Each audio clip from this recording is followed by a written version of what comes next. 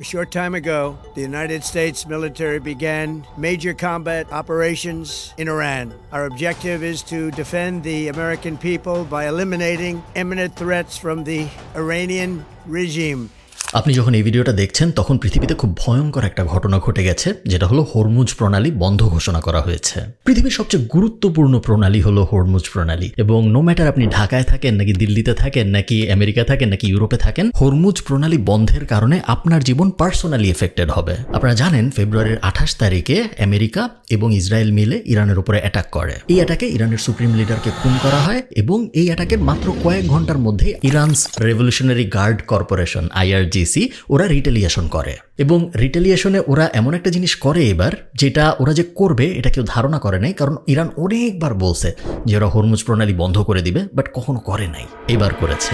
মাত্র 21 মাইলের এই যে হরমুজ প্রণালী, এই জিনিস এত পাওয়ারফুল কেন? আজকে আমরা কথা বলবো হরমুজ প্রণালী বন্ধ করলে আসলে কি হয়, আপনি কিভাবে পার্সোনালি এফেক্টেড হবেন হরমুজ প্রণালী বন্ধ করার কারণে, এবং বাংলাদেশের জন্য সামনে কেন বিপদ আসতে পারে। চলেন শুরু করা যায়। এই ভিডিওর এফিলিয়েট পার্টনার হচ্ছে হোস্টিঙ্গার। আপনি যদি খুব অল্প খরচে একটি ওয়েবসাইট বানাতে চান, তাহলে হোস্টিঙ্গার হতে পারে আপনার জন্য সবচেয়ে সাশ্রয়ী অপশন। আমাদের ডেসক্রিপশনে দেওয়া লিঙ্কে ক্লিক করে কোনো হোস্টিং প্যাকেজ কিনলে আপনি 20% ডিসকাউন্ট পাবেন, এবং একটি ডোমেইনও ফ্রি পাবেন। ডেসক্রিপশনে 3টা প্যাকেরই লিঙ্ক দেওয়া আছে, আপনি আপনার পছন্দ মতো যে কোনো প্ল্যান পারচেস করতে পারেন। আর হ্যাঁ, শুধুমাত্র আমার দেওয়া লিঙ্কে ক্লিক করলেই 20% ডিসকাউন্ট পাবেন, অন্য কোনো ইউটিউবারের লিঙ্কে ক্লিক করলে 10%-এর বেশি পাবেন না। আপনি যদি ওয়েবসাইট বানাতে না পারেন, ডেসক্রিপশনে একটা ভিডিও লিঙ্ক দিয়ে দিছি কিভাবে ডাল ভাত পদ্ধতিতে ওয়েবসাইট বানাতে হয় সেটার, সো চেক আউট করে বিস্তারিত দেখতে পারেন। আপনি যদি গুগল ম্যাপে হরমুজ প্রণালীর দিকে তাকান, আপনি দেখবেন একদিকে ইরান এবং আরেকদিকে ওমান এবং UAE। মোটামুটি 104 মাইলের মতো লম্বা একটা প্যাসেজ ওয়ে পানির, বাট ওই 104 মাইলের মধ্যে 21 মাইলের একটা জায়গা আছে যেটা খুব ন্যারো, ওই জায়গাটাকে হরমুজ প্রণালী বলে মেইনলি। ওই ন্যারো জায়গার মধ্যে 2 মাইলের একটা স্পেস আছে, যেই স্পেসটা পৃথিবীর ইকোনমির ভয়ঙ্কর একটা অংশ। ওই 2 মাইল দিয়ে প্রত্যেক দিন 20 মিলিয়ন ব্যারেল ক্রুড অয়েল যায়। পৃথিবীতে যত ন্যাচারাল গ্যাস আছে তার 5 ভাগের 1 ভাগ ওই 2 মাইল চিপাটা দিয়ে যায়। পৃথিবীতে যত তেল আছে তার 27% ওই চিপাটা দিয়ে যায়। 2018 সালে একটা হিসাব করা হয়েছিল, যেখানে দেখা গিয়েছিল যে হরমুজ প্রণালী দিয়ে প্রত্যেক দিন প্রায় $1.5 বিলিয়ন সমপরিমাণ এই অয়েল, গ্যাস, এই টাইপ জিনিসপত্র যায়। এটা 2018 সালের রিসার্চ। আজকে তো 2026 সাল, অনেক দিন পরে, এবং এখন এই নাম্বারটা কেউ জানে না, বাট ধারণা করা হচ্ছে 3 থেকে 4 বিলিয়ন পার ডে। এখন আপনাকে আমি একটু বুঝাই হরমুজ প্রণালী বন্ধ করলে মেইনলি কার ক্ষতি হয়। প্রথমেই আপনি বুঝতেই পারতেছেন যে যারা তেল বিক্রি করে তারা এখন আর তেল পরিবহন করতে পারবে না, কারণ তেল পরিবহন তো ওটার ভিতর দিয়ে নিয়ে যেতে হইতো। সো যারা তেলের উপর নির্ভরশীল ইকোনমি যে দেশগুলো, সেই দেশগুলোর ক্ষতি হয়। সৌদি আরব, ইরাক, কুয়েত, কাতার এবং ফাইনালি ইরানের নিজেরও ভয়ঙ্কর ক্ষতি হবে। আসলে আমি একটু ম্যাপটা দেখাই আপনাদের, তাহলে আপনি একদম ক্লিয়ার বুঝতে পারবেন হরমুজ প্রণালী কেন এত গুরুত্বপূর্ণ। আচ্ছা, আমরা একটু গুগল ম্যাপটা দেখি। এটা হলো ইরান, আমি একটু জুম আউট করি তাহলে বুঝতে সুবিধা হবে। এটা হলো ইরান, এবং এই পাশে আছে বাহরাইন, কাতার, ঠিক আছে, এবং কুয়েত। এই যে জিনিসটা বের হয়েছে, এটাকেই বলা হচ্ছে হরমুজ প্রণালী। এখন হরমুজ প্রণালী গুরুত্বপূর্ণ কেন, এটা বোঝার জন্য আপনার একটু জুম আউট করতে হবে। বাট আগে একটু মাথায় রেখেন, মনে করেন আপনি কুয়েতের অথবা আপনি ইরাকের অথবা আপনি বাহরাইনের অথবা আপনি কাতারের, আপনি মাত্র তেল বা গ্যাস প্রডিউস করছেন। এখন আপনি এই তেল বা গ্যাস পুরো দুনিয়ায় নিতে চান। ধরেন আপনি কাতার, আপনি নিতে চান। এখন আপনি কিভাবে নেবেন? এতদিন পর্যন্ত এই যে এখান থেকে জাহাজে যাইতেন এবং তারপর জাহাজ দিয়ে এখান থেকে বাইর করে নিয়ে আসতেন। এই প্রণালীটা যদি আমি বন্ধ করে দিই, তাহলে আপনার উপায় কি? আমি যদি জুম আউট করি, আপনি বুঝবেন আপনার আসলে আর কোনো উপায় নেই। কারণ দেখেন, এদিক দিয়ে কিন্তু বের হওয়া যায় না, এখানে সব আটকানো, এগুলো সব আটকানো। এখানে কিন্তু ল্যান্ড আছে মাঝখানে, যে আমি যদি একটু জুম ইন করি, এগুলো সব ল্যান্ড দিয়ে আটকানো। সো জুম আউট করলে আপনি দেখবেন এই হরমুজ প্রণালীটা যদি বন্ধ করে দেওয়া হয়, তাইলে এই পুরা গালফের দেশগুলার তেল, গ্যাস এগুলো বাইর করার আসলে কোনো উপায় নাই। কারণ এখন একমাত্র উপায় হলো ওর বের করে পুরা এখান থেকে তো বাইর করতে পারবে না, সো রোডে করে পুরা ওই পাশে নিতে হবে, এবং তারপর ওই দিক থেকে মেডিটেরেনিয়ান সি দিয়ে বাইর করতে হবে, যেটা সম্ভব না। এবং এই টাইপ কাজকর্ম কখনোই করা যায় না, প্লেনে করেও আপনি তেল গ্যাস নিতে পারবেন না। সো এটা এমন একটা প্রবলেম, যেই প্রবলেমের কোনো অল্টারনেটিভ সলিউশন নাই। ছোটোখাটো কিছু গ্যাস নেটওয়ার্ক আছে, বাট ওইটা দিয়ে ধরেন দিনে 1 মিলিয়ন ব্যারেলও যায় না। সো মোট কথা হলো কোনো সলিউশন আসলে নাই। আচ্ছা, আমরা একটু পিছনে আসি এবং আমরা বোঝার চেষ্টা করি পুরো ব্যাপারটা হলো কি জন্য। আপনারা জানেন 2024 সালে ইসরায়েল এবং ইরানের মধ্যে ফার্স্টবারের মতো মিলিটারি স্ট্রাইক এক্সচেঞ্জ হয়। 2025 সালে তো 12 দিনের একটা যুদ্ধ হয়, যে যুদ্ধটা নিয়ে আমার আলাদা ভিডিওই আছে। এবং ওই যে 12 দিনের যুদ্ধটা হয়, ওই যুদ্ধটাই কিন্তু আমেরিকা B2 বম্বার এনে ওই যে ইরানের তথাকথিত নিউক্লিয়ার স্থাপনা ধ্বংসের জন্য অভিযান চালাইছিল। আপনারা জানেন নাকি জানি না, গত 2-3 সপ্তাহে আমেরিকা ভয়ঙ্কর কিছু কাজ করছিল, যা হলো ওদের যত পাওয়ারফুল রণতরী টাইপ জিনিসপত্র আছে সবকিছু ওরা মিডল ইস্টে নিয়ে আসতেছিল। 2003-এ ইরাকে যখন ইনভেশন করে আমেরিকা, তারপরে এইরকম পাওয়ারফুল মুভমেন্ট আমেরিকার দেখায় নাই। আপনারা জানেন যে একটা ওই যে রণতরী আছে ইউএসএস আব্রাহাম লিঙ্কন বলে, ওইটা আসছে। তারপর জেরাল্ড ফোর্ড নামে আরেকটা রণতরী আছে, ওইটা আসছে। এই রণতরীগুলা এত বড়, রণতরী মানে হলো অনেক বড় জাহাজ, এই জাহাজগুলো এত বড় যে এক একটা জাহাজের উপরে 150-র বেশি প্লেনই থাকতে পারে, ফাইটার জেট। যাই হোক, ফেব্রুয়ারির 28 তারিখে একই সাথে আমেরিকা এবং ইসরায়েল ইরানের উপরে অ্যাটাক চালায়। সবসময়ের মতো এইবারও ওরা বলছিল যে অ্যাটাকের উদ্দেশ্য হলো ইরানের সিনিয়র লিডারশিপ, ইরানের নিউক্লিয়ার ফ্যাসিলিটি, ইরানের মিলিটারি লিডার্স এবং ইরানের মিলিটারি স্থাপনা, এই টাইপ জিনিসপত্রগুলো ধ্বংস করা। বাট আসলে তো বাজ বিচার করে ধ্বংস করে নাই, মোটামুটিভাবে কার্পেট বম্বিং করা হয়েছে ইরানে, এবং ইরানের যতগুলো মেজর সিটি আছে সবকটা অনেক ধসায় দেওয়া হয়েছে। আপনারা টুইটার, যেটা এখন এক্স বলা হয়, ওখানে গেলে দেখতে পারবেন যে ভয়ঙ্কর অবস্থা। ইরানে কিন্তু অনেকদিন ধরে প্রোটেস্ট চলতেছে, ইকোনমির অবস্থা খারাপ, ওদের যে সুপ্রিম লিডার তাকে তার বিরুদ্ধে জনরোষ সৃষ্টি হচ্ছিল, অনেকদিন ধরে প্রোটেস্ট চলতেছিল। প্রোটেস্টের কারণে ইন্টারনেট অলরেডি লিমিটেড, এবং এই কারণে ইরানের কি পরিমাণ ক্ষয়ক্ষতি হয়েছে এটা আমরা এখনো বুঝতে পারতেছি না। যা যা বুঝতেছি সোশ্যাল মিডিয়ার ভিডিও দেখে, তার কোনটুক আসল কোনটুক এআই এখনো প্রেডিক্ট করা কঠিন। ডোনাল্ড ট্রাম্প 8 মিনিটের একটা ভাষণ দিয়েছে, এবং এই ভাষণের ভিতরে উনি বলেছে, অ্যাটাক শুরু করার পরে ভাষণ দিয়েছে, এবং ভাষণ উনি বলছে যে আমাদের এই অ্যাটাকের উদ্দেশ্য হলো ইরানে রেজিম চেঞ্জ করা।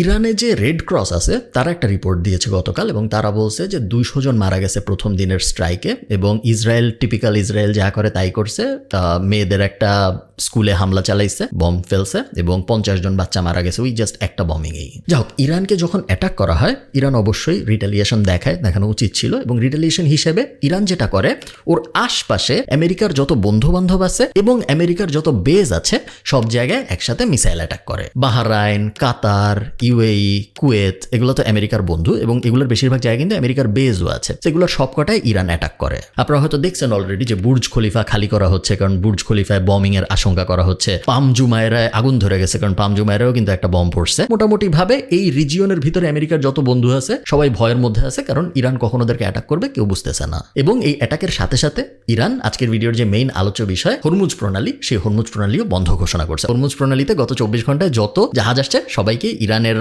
আর্মি বলছে যে ভাই তুমি দাঁড়ায় থাকো অথবা ফিরে চলে যাও, তোমরা ঢুকতে দেওয়া হবে না। Sepah Navy, Iran's Islamic Revolutionary Guard Corps Navy. From now on, all navigating through the Strait of Hormuz is forbidden. No ship in every type is not allowed to pass from the Strait of Hormuz till next notice. This is Sepah Navy, out.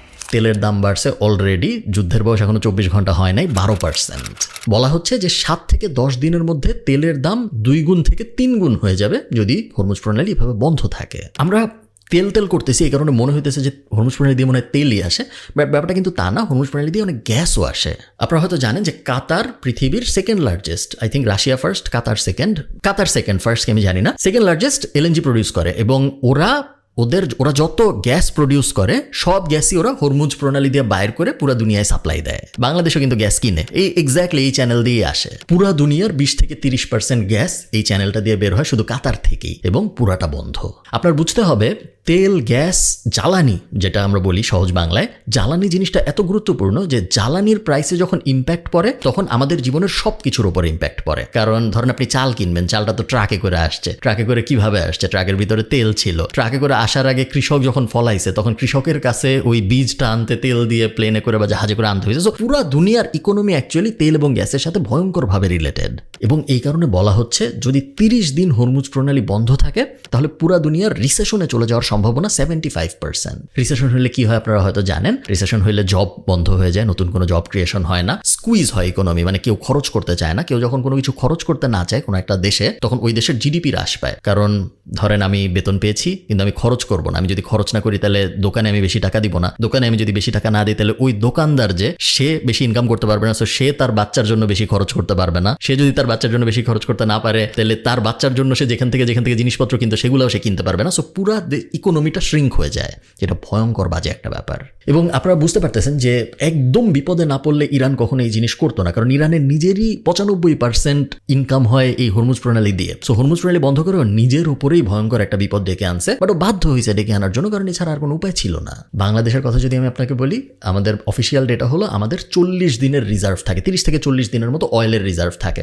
মানে হলো নতুন oil যদি import করা না হয় তারপরেও আমরা বাংলাদেশে 30 থেকে 40 দিন গাড়ি চালাইতে পারবো। বাট এরপর কি?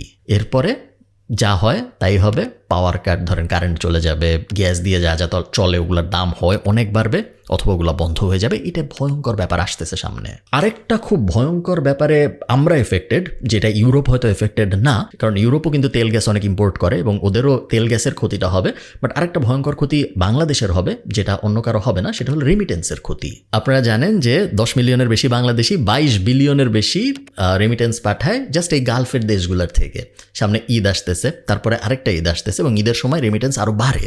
যখন এই রিজিয়নটার ভিতরে যুদ্ধ লাগে তখন কি হয়, তখন মানুষ সবচেয়ে আগে কনস্ট্রাকশন, মানে এমন এমন জিনিস যেগুলো এখনো পুরোপুরি হয় না এবং আপাতত না হলেও হয়, 1 বছর পরে শুরু করলেও হয়। সো কনস্ট্রাকশন, রোড ওয়ার্ক, তারপরে এই টাইপ ক্লিনিং এই টাইপ জিনিসপত্র আগে বন্ধ করে দেয়। এবং আনফর্চুনেটলি আমাদের সবচেয়ে বড় লেবার ফোর্স এই কাজগুলোই করে, এবং এগুলো যখন বন্ধ করে দেওয়া হবে আমাদের রেমিটেন্সে ভয়ঙ্কর এফেক্ট আসতে পারে বলে সবাই সন্দেহ করতেছে।